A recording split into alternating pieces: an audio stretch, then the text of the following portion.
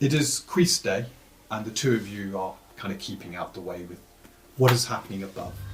There is this incredible singing that you can hear echoing around, deep dwarven voice, but it's just beautiful. And just from the sound of it, it seemed like the whole of Swanton has turned out. You're hearing the names of people muffled by the stone, people who've given their lives in Farnborough against the attack. And it seems to be a very solemn affair going on, and then there seems to be a celebration afterwards, and it continues and continues. It's... yeah. It's almost by chance you've arrived here, but you're beginning to sense that this tranquil place has been thrown a little bit into turmoil. However, I'm guessing there's only really one thing on your mind. And as you go through a very slow recovery, yeah, your wounds far, far greater. It's that magic stuff, I swear. Expected. Yes, it is. It was their foul magics. It was, absolutely. Absolutely. And if this Night Stalker is after the same, it has echoes of the past about it. Yeah, you're right to be worried. It is the 48th of Leonis, the end of the month. Many days later, Queest Day has returned once more. And you're feeling a lot better. I'm feeling much better. Quick technical question. My microphone was faced the other way. Does that matter? I don't think so. So we saw it, didn't we? That's Okay. fine. So, the main wagon had come Go through. back and do all the shopping again. Got to make sure we capture it all.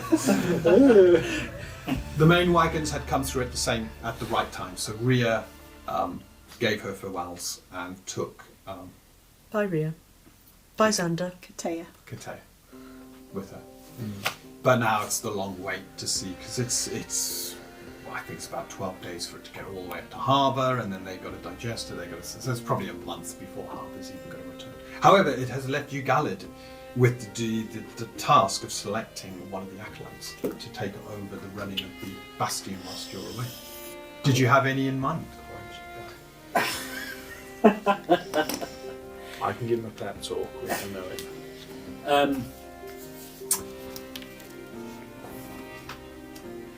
I'm very aware of the possibility of friction, but I am going to choose Corin to. I think he will do the best job. He's going to have a difficult time of it, however, due to frictions and people who think they should be there instead. So I'll take the time when I do let him know that he may want to, be aware of potential problems. Excellent. So, first of all, Corin is over the moon with it, humbled. By Raphael's beard, it is such an honour to be chosen for this. I will do the best I can. And, I trust you. I will take care. Then he stops, but who's going to break the news to Tarry? I don't think he's going to take this well. I suspect the same. What would you prefer? Would you prefer me to speak to him, or would you prefer to do it yourself? If you think it is wise for me to do it myself, I will not shirk my responsibilities. And as the one chosen to take care of the bastion, I assume it is my duty to let him know.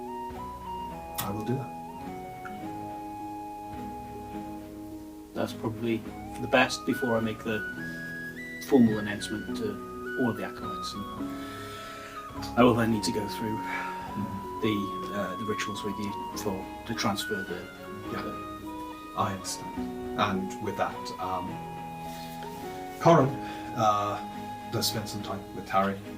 There are slightly raised voices from time to time, and Tarry is obviously not too pleased. It's a real boys' club. He kind of goes as he's leaving the meeting, all you Raphaelis all sticking together. I'm right. really seems, my father will hear of this. He's the commander, don't you know? And kind of, he's quite angry at the end of this. I wouldn't mind having a chat with Corin, just give him a bit of pep talk, because I from last session, I spent some time trying to get the inner workings of him, and I think I know how to boost his spirits a bit. But I might also just give him a few words of wisdom around just looking out for himself, and kind of keeping morale with the others. I've had to deal with touchy situations, and I'm just worried about him because this whole Tarry situation. Well, Corin, he's taken it on his broad shoulders, and he's not reneging on his duties now. And as he becomes the caretaker, he really begins to step into that role, taking all the other acolytes along. I'm going to make sure I'm in the room for that conversation because I am so intrigued by the words of wisdom from Damocles. It's like smirk on my face while I listen in on there. Hey, I haven't Corin's died. very polite. He nods all the way through. Yeah. Oh, I don't know anything about running a bastion, but I know things about not getting stabbed in the back. Obviously, that's all backstory, nothing that you guys have seen. But I was very good at it then when I wasn't rolling the dice. It's amazing how good your characters are when you're not in control of them. Yes. But no, like I say, just sort of, I've had to work solo for a while, and if he feels a bit isolated, it's like, I have got some like self-preservation tactics to teach him and stuff, I'm sure. Well, just personal politics as well, because he's got the religious bit. He's good at that. I'm good at the personal politics side of things. Well, in between you concocting toxic devices to issue death and destruction, you provide them sage advice on how to deal with troublesome influence. So here's how you keep the peace. Ignore that, that's something else. Big skull cloud comes up. This is all done with plenty of time to make sure the transition goes smoothly. And Tarry begins to settle down, but you can see there is a simmering of the discontent there. It doesn't like what's happened, but Corin seems to have the support of the rest of the acolytes as they move forward. By the 48th, you're feeling a lot better that morning. I'm so good. There is a light rain, but it is quite calm outside.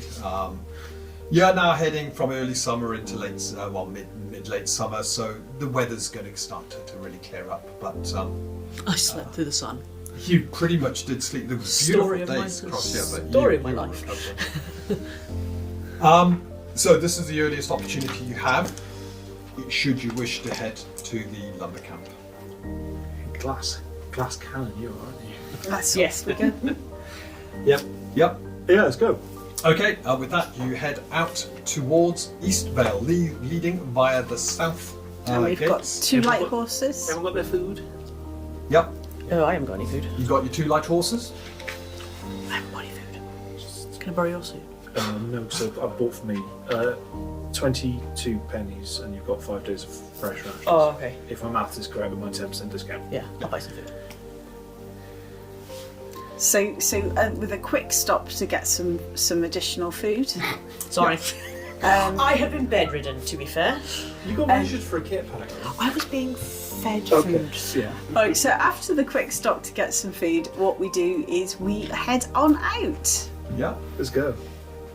Okay. We can got some more knife split. That's how many pennies I've got. Wash with your... Yeah. So you definitely have everything. Your horses are all carrying everything you can't carry. Yeah. I thought we had everything, but you've just made me paranoid. Yeah, no, that was what that question was. Yeah. By the end of that day, you arrive at Eastvale Farms. It's been a pleasant walk through the hills. Rain aside, rain kind of on and off throughout the day.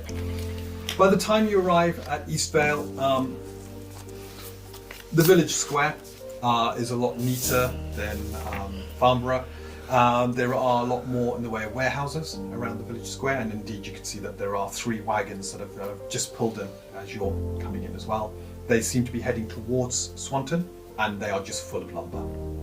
So obviously this is the main trade route from the lumber camps, but nearby forest up into Swanton. A lot of guards around the wagons, beginning to get them all stowed up for the night. You have a look around and you can see that alongside there's a kind of bunkhouse that the workers and caravan guards seem to use, but there's no official taverns or anything like this. You're off the main route. You got the lord's or lady's house on the one side, and then roads leading to the different farmsteads about the place. Okay. So the workhouse is where a lot of the sort of work lodgings. That's where a lot of the lumber workers will probably go. It'll be lumber workers and the caravan guards and workers. Okay, that might be worth a little visit at some point.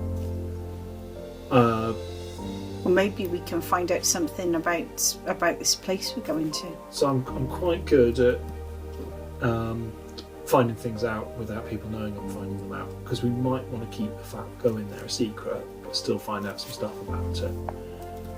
So I can have a chat with some of them and subtly try and get some hints as to what's going on down there. So we need to get rooms and stuff. Where are we going to get rooms? While you're doing your Infiltration. Okay. Could we arrange room and lodgings if we paid someone? I don't know. I imagine so. I don't know. I've never been to one of these places before. It's like a hostel, basically. Doesn't have to be a bad thing. Okay, so what are you doing? Other than standing out here in the light rain? Yeah, like I say, I'll try and find out where the local workers go for a bit of a relax and see if I can get chatting to a couple and learn about. But again, without revealing what I'm doing, just finding out as much as I can about Julia Logging. Okay, so you're just trying to find. I mean, at the moment they're all busy. The wagons have just come in. Yeah, they're getting. Obviously, they don't have your oxen. Yeah, it's too small a trade route. They've got horses, but they're getting the horses all sorted out. The workmen are getting the place, the lumber into the out of the rain into the warehouses, ready for the next part. And they look exhausted as they're heading. Some of them are heading towards their. I'll offer to help some of them. I've been travelling, but I've not been labouring today. I'll offer to help some. They look tired. Okay, as you come in and start offering to help, some of them look at you a bit weird and look you up and down and a bit kind of. No, we're okay, mate. We're okay. Yeah, sure. Just trying to lighten the load a little bit. Not a problem. But we're fine. Okay. Shot down. Rebuffed. It's fine, don't worry. It's cool. I'm not going to press. We're going to mess up their systems. I'm good with systems. He's normally a lot smoother than this. Yeah. I just want to get out of the rain. How about we head over there and see if there's anyone in the bunkhouse? They can point us to someone we can talk to. There we are. Very Sounds well. good to me. Okay, so you head over to the bunkhouse, and as you arrive, you're trying to find someone to talk to, and there's just a lot of people moving around at the moment. When someone approaches you, dressed in fairly nice looking leathers, lots of tools about this place. It kind of comes up and goes, Damocles, is that right? Gallad, heroes of Farnborough. Yes. What are you doing here? I've heard some tales about you two. Wow, what have you heard? Well, that Farnborough wouldn't be standing if it weren't for you and, what do you call yourselves? Business unusual? That's what? Yes, indeed. Yeah, it's good to have some local heroes about. Oh, I appreciate that. What can I do for you, he says. He kind of looks around. Oh, sorry about my men. Look, we've only just come in from the camps. Perfectly understandable. Oh, gosh, yes. It's quite a task. Simply Yeah. travelling through and we're looking for somewhere that Oh. we could... Do you want to join us in the bunkhouse? That'd be great. We've got a couple of horses. Oh, we'll get them sorted. There's stables, and he indicates where the stables are. Perfect. Round the back, in fact, come on. And he begins to bark commands to people about, making sure they look after your horses. And, says, it's a bit of a wide open space, a little bit of sharing, but I'm sure you two are up to it. Certainly. And we'll introduce you and perhaps regale you with some tales of the newest members of Business Unusual. Oh, that'd be good. I tell you what, he says, turning around to you, Damocles. The people still talk about that night at the tavern. Yes. It's a shame I missed that one, but it sounds like you have a real gift for telling stories. I like to think so. Yeah. Yeah. Cool. So anyway, he says, moving ceremony.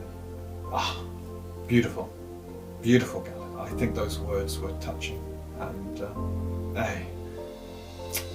to the fallen, huh? To the fallen. Indeed. But anyway, come on, let's go in. Hasn't paid attention to you two. No, don't expect Emotional you. words, your specialty. I would have, you know, Move found people the, to wisdom. found the time to, you know. Practice a lot. We loved Xander, it says here.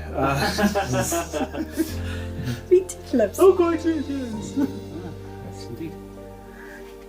Right, so, yeah. Anyway, it's Jared. horses. Jared's the name, he says. Jaron, pleasure to meet you. Thank you for the welcome. And yes, I'm sure Damocles will do his best to raise some spirits and get some stories flowing. Well, I tell you what, a recount of the Battle of Farnborough would be fantastic. That was going to be it, yeah. we'll see what we can do. I got a decent... And perhaps, Yeah. perhaps you know, some of your men would have stories of their own. If it can't all be dull in the forests here. Oh, yeah, I'm sure we can. I mean, in fact, he says, look, don't expect much drinking. He said, whilst we're on the job, there's embargo. We don't drink. We got to be alert. We got to be watchful. However, that doesn't mean we can't have an extra serving of stew. So how about that? And with that, as you go in, you can smell the stew. It smells edible. Brilliant. My favourite for food. Silas is so disappointed. No drink, adequate stew. To be fair, they don't even use the spices properly when they do the spicing, which is rarely. So the Coatman City He's States, too they are polite, he's too famous polite. for their spices. Yeah, we are. We've We've gone from salt to spice. Have you brought any with you? I've got a cooking kit, yeah. Oh yes, you must have. Oh, I look forward to this. It takes them a bit of time, but you're shown to some bunks. There's a couple of large sort of sections which are just full of bunks, so you're kind of chucked in with general people. But the people you've chucked in with are really happy that you two are there. We're just excessively. And once all the work's done and people have begun to relax, this food is being served, and at this point, the middle, so you've got these rooms on the outside of the bunk, the middle is just like long tables, and this is where they then begin to eat, but it's not long before they're asking for the tales and gathering around you, Damocles, to hear about the Battle of Farnborough. Righto. Yes, I mean, we don't need to retell it amongst ourselves, but I guess we'll... Right, so we've got to hit the right tone with this. It's got to be epic, but it's got to be respectful, and I think I really want to focus on the heroism of Xander, you know, in that last push of the fight, and it's like just really... We don't want to mention the ancestral, really, because that's going to scare people. You're going to keep it light, but Yeah, keep it light but heroic. No details on the ancestral. It was a big orc, right? The biggest orc we've ever seen. Okay. Yeah, and that's how I think we'll dress it up, because just give people details they already know, but in an interesting way. Again, tell them what Xander did. So this is where the more epic you make it, Yeah. so you can keep it nice and simple, in which case you have a greater boon to your roll. Yeah. You can just tell it as a tale, try and keep it a little bit epic, in which case you got no modifiers. Or if you really want to oversell it, make it really epic, one of the tales to last the test of time, then you accept that you're going to roll with the greater bane. So you decide your difficulty. I think I'll go for the middle. You go for the middle, straight roll. I think the middle's appropriate. I'm not like my performance is all right. Perhaps So- after the somber retelling of Xander's falling, we can then move on to the newer members of Business Unusual and describe the incredible heroics, not the details of the fight necessarily, but the way that they Oh no. Dealt with some the mighty magics and the incredible acrobatics. and as far as I know, Start building up their legend. they're dealing with like local criminals animals and stuff. We don't need to talk about blood monsters in the basement. We're not going to do that bit. Okay. So, straight roll then. Right. Okay. It's okay. I think it'll be fine. Yeah. Famous last words. Yeah, we're good. Yeah. 25. It is a rousing tale, and yes, you carry people along with it. It's back and forth. You take the crowd with you. It is, yeah. It feels like it's been a good telling, and the crowd have really liked it. Whilst you're busy doing this, Gallad, you're kind of off to the one side. He's doing his usual thing, but someone just comes up behind. Excuse me, sir, Gallad. Yes? You turn around and you can see that it's a human. He looks kind of dishevelled. He's rubbing his hands together, and he's I'm Quentin, one of the guards on the caravan. Look, the caravan master. You wouldn't like it if I was speaking to you, but I told him about something I thought I saw, and he's dismissed it. And I think you need to hear about it. We were leaving the forest today, and I swore blind I saw something fly overhead. Something big. Oh.